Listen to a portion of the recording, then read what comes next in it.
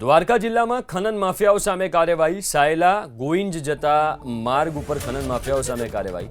નદીના પટમાં પ્રશાસને દરોડા પાડીને 26.60 લાખનો મુદ્દામાલ જપ્ત કર્યો। ખનીજ વિભાગની કાર્યવાહીથી ખનન માફિયાઓમાં ફફડાટ ફેલાયો છે।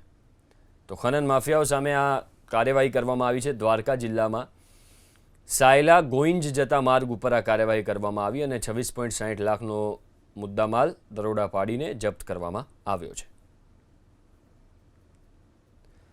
આ તરફ તાપીમાં પણ આ પ્રકારની કાર્યવાહી થઈ। તાપી જિલ્લામાં ખનન માફિયા ઉપર કાર્યવાહી કરવામાં આવી। નીઝરના સુલવાડા અને વ્યાવલ નદીના પટમાં ખનીજ વિભાગના દરોડા।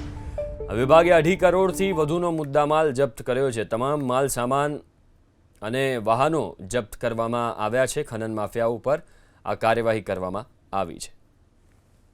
આ તરફ તાપીમાં પણ આ પ્રકારની કાર્યવાહી થઈ। તાપી જિલ્લામાં ખનન માફિયા ઉપર કાર્યવાહી કરવામાં આવી। નીઝરના સુલવાડા અને વ્યાવલ નદીના પટમાં ખનીજ વિભાગના દરોડા।